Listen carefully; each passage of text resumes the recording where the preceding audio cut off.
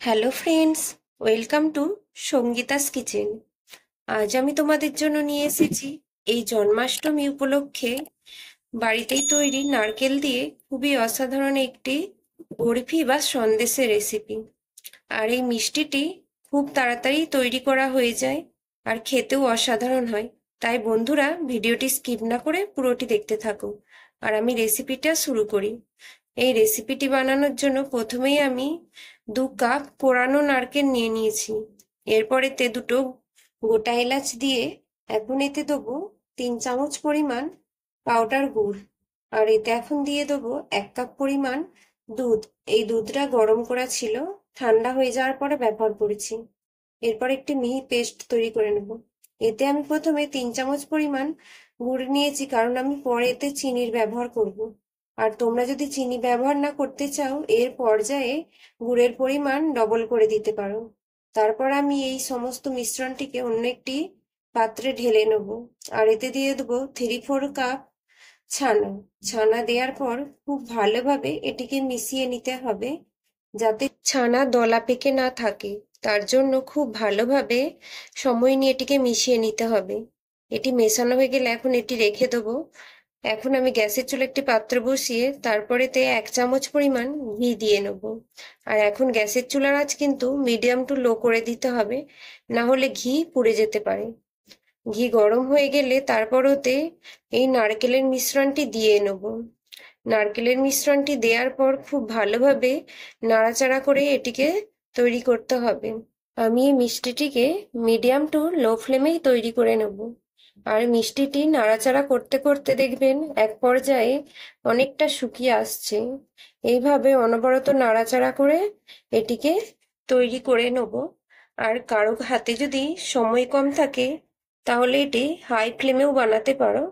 তাতে কিন্তু খেয়াল রাখতে হবে যাতে মিষ্টিটি পাত্রের গায়ে জড়িয়ে না যায়।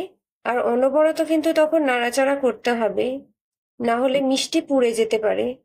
তাই হাতে একটু সময় নিয়ে মিডিয়াম টু লো ফ্লেমে এটি তৈরি করে নেওয়াই ভালো। এই মিষ্টিটি একটু শুকিয়ে আসলে এই পর্যায়ে আমি এখন এতে 4 চামচ পরিমাণ চিনি দিয়ে দেবো। আর তোমরা চাইলে এখানে পাউডার চিনিও ব্যবহার করতে পারো।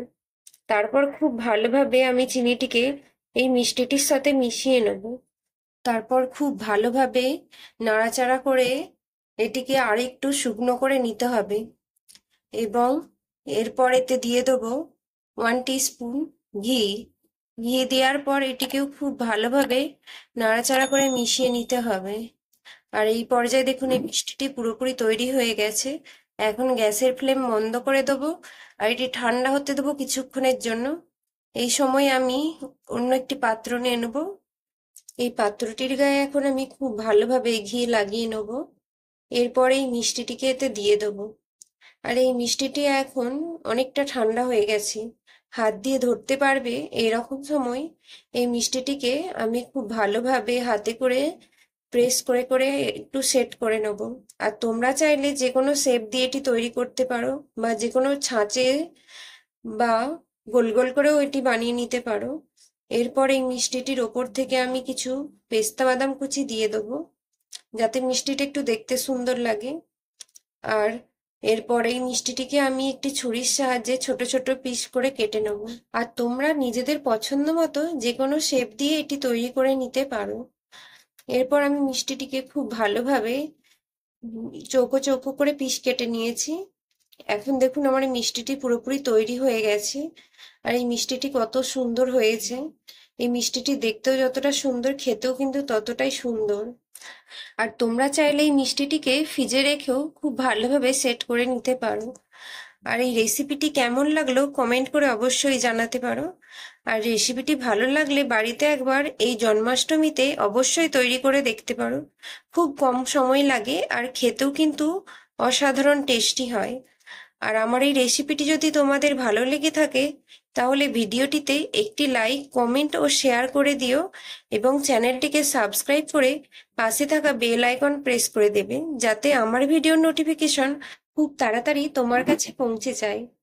আর এই মিষ্টিটি কিন্তু এতটাই নরম হয় যে মুখে দিলেই মিলিয়ে যাবে। আর আজকের মতো রেসিপিটি বন্ধুরা আমি এখানেই শেষ করছি। দেখা হচ্ছে খুব তাড়াতাড়ি অন্য কোনো নতুন স্বাদের রেসিপি নিয়ে। ভালো থাকবেন ও সুস্থ থাকবেন। ধন্যবাদ।